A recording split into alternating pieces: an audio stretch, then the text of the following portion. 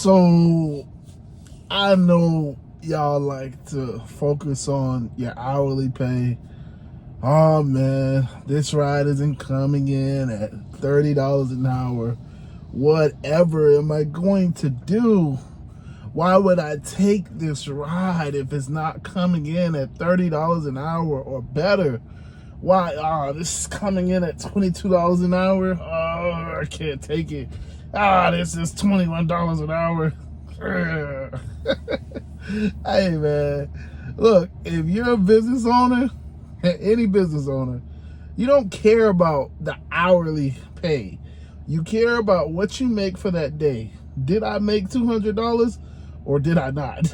Am I gonna be able to pay my bills or am I not?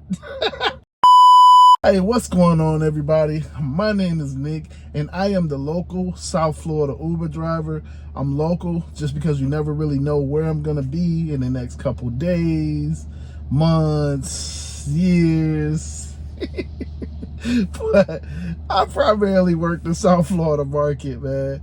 In today's video, man, I am just asking you straight up, are Uber drivers actually business owners or are we employees, man? Are we really 1099 contractors or are we slaves to Uber? Do we really have the freedom to clock in and out when we want? Or do they tell us what to do?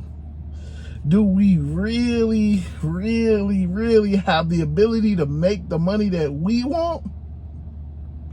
Or do they tell us what salary we get? That's what today's video is all about, man.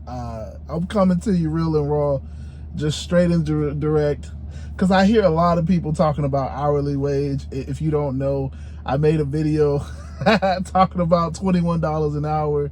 Is basically, that's a good life, you know. I broke down the numbers. I said, hey, you make $21 an hour, but you make $6,000 every month. You're doing pretty good for yourself. And so many people came after me. So many people came after me, which just goes to show me that, either y'all are making some really good money. A lot of people are making over $6,000, or nobody really caught the fact that I focus more on the $6,000 instead of the $21 an hour. And that's the funny part to me, because it's like, okay, everybody cares about the hourly, but the hourly is the one thing that's not guaranteed, especially when you come on this side. Sure, as an employee, you're guaranteed your pay, because when you clock in to when you clock out, you are going to get paid. That's the point of being an employee. You don't take no risk. You don't have no responsibilities. You just show up to work. Whatever they tell you, they're going to provide the resources, and you go from there. That's the point of being an employee. And I know, and being honest, like, I'm not against that, Like, for a lot of people, that makes sense. For a lot of people, that's pretty good. For me, it was pretty good. I showed up, didn't really have to think, just do my job. And while I'm there, I work hard, whatever, and then I go home. And I leave the job at the job. I don't think about it ever again until the next day when I got to go back to work. But the reality is that even in that, I know without a shadow of a doubt, I know that there's a lot of people that really, a lot of y'all was miserable at y'all jobs, man. I know we want to make it seem like, oh yeah, I'm glad that I'm working a W-2. I'm glad that I got a great salary, but a lot of y'all are miserable, man. And when I say that, a lot of y'all just don't like going to your jobs. It's like you get into this comfort cycle, man. Like, I get it. I've been there. I'm there. Yeah, okay. But it's like, what happens is you get this job, you work there for 3-4 years, whatever. You finally get to a decent paycheck. You put up with all of the foolishness for all of those years. That once you finally get to a decent paycheck, it's like you're stuck. Even though you may not like the job, you may not like the environment, you may not like your coworkers, you may not really care for none of them, but you're getting paid. You know that you're going to get paid on the 1st and the 15th, or the 10th and the 25th. Or if you get paid once a month on the 1st, the 3rd, you know that you're going to get paid. You kind of know how much you're going to get paid. And so what most people do is they organize their lives around their paycheck. Yeah, I mean, that's just what it is. When you're an employee, that's usually how you do it, because you know that these are the dates that you get paid, so you organize your payment dates for everything else around those days. So, because obviously you want to pay the bills. We organize our life around paychecks dates. That's why I always say the 1st and the 15th and the 10th and the 25th, because for most of my jobs, that's what my payment dates were. I mean, I did have some jobs where I was paid weekly. I had some jobs where I was paid monthly, but it was the general consistency. It was the 1st and the 15th, or the 10th and the 25th. And I knew it was coming. It was no questions about it. It was just more so, am I going to be, how many hours did I work this week? How many hours did I get into this paycheck? Was it 80 hours? Was it 85 hours? Or was it 75 hours? You know what I'm saying? Because y'all know the pay period starts on a specific day and then it ends on a specific day.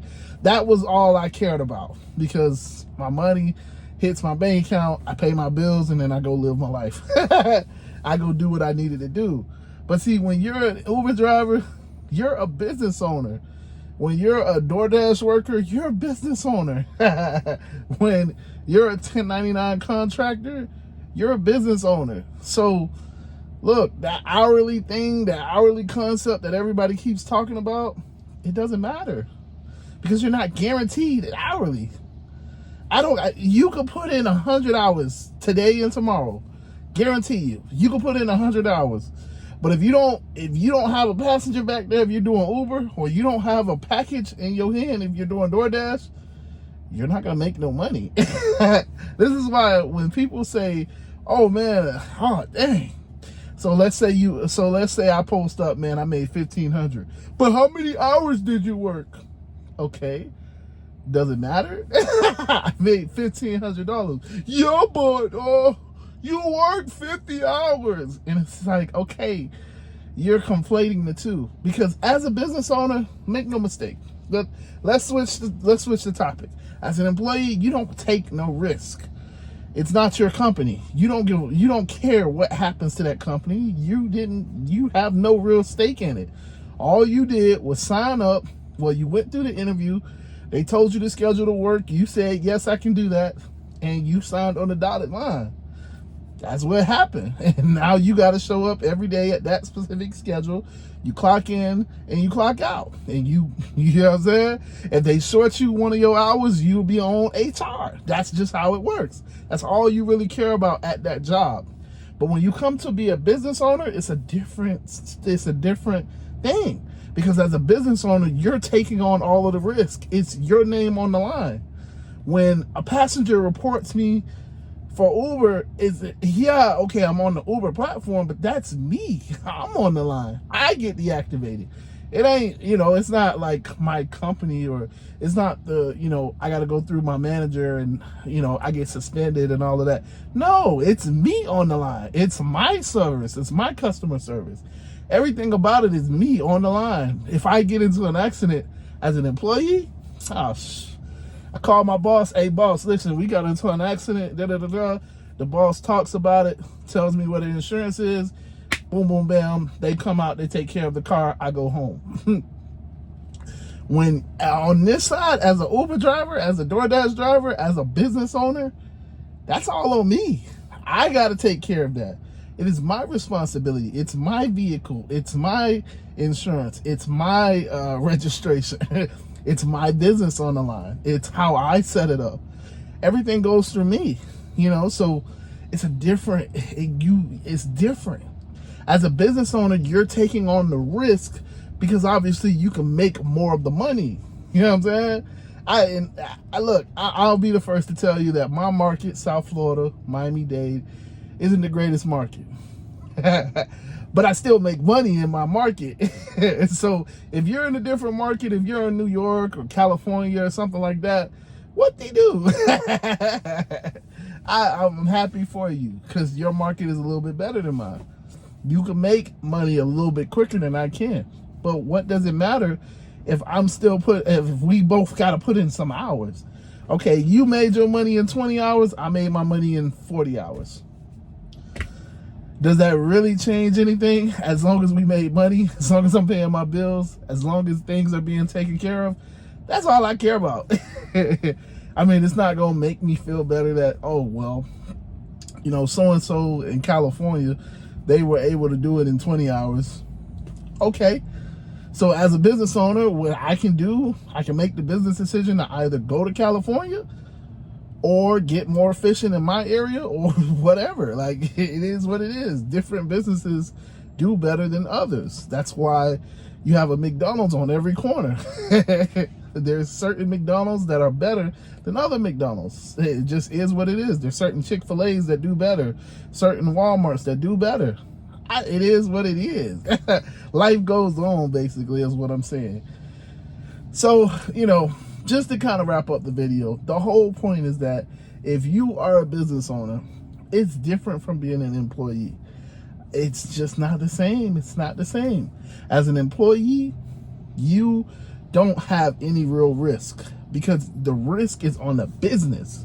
If I work for Walmart, and something happens, a customer gets in a disagreement, they go complain to Walmart. They go talk to corporate. Yeah, and then corporate talks to my manager, and then my manager talks to me, which is how it's supposed to be. You got that hierarchy. You know, I mean, of course, I hope that, nobody goes to corporate and all of that stuff because, you just know that you're going to be fired. But the point is, it's not going directly at me. It's Walmart, an employee of Walmart. Damn, he did XYZ as an employee of Walmart. If I was a police officer, if I was a UPS driver, if I was an Amazon driver, and I got on my uniform, and let's say I run over your lawn and I leave lawn tracks, you're going to be like, man, that damn Amazon driver left lawn tracks all over my, you know what I'm saying? Like, he messed up my lawn. And first you're going to go to Amazon, you're going to be like, hey, your driver messed up my lawn. Amazon's going to be like, no problem. We'll take care of it, whatever. Then, as internally, they're going to come down, hey, tell this so-and-so, he's your, he's under you. Hey, he gets suspended. Then my manager comes to me, hey, you ran over the lawn, I write an incident report. Okay, this is what we're going to do. That's how it works as an employee. But when you're a business owner, it's your business. So it's no longer, hey, that boy, man, that Amazon driver ran over my stuff. It's like, nah. I remember his name. His name was Nick Williams. He ran over my stuff. Listen, he need to do better. He gonna have to pay for my this, that, and the third. He gonna have to do this. He gonna have to do that. Because now you coming at me because I'm the business. I mean, I know it's a little bit hard to make that example because, yeah, you still going to go through Uber. But y'all work with me here. The concept is the same. As a business owner, you take on the risk. As an employee, you don't have no risk. You wash your hands. I'm done. Got nothing to do with it. So if that made sense, I know I kind of, I was trying to explain it. If that made sense, man, hit a like. But yeah, with that being said, man, I'm out of here. Deuces.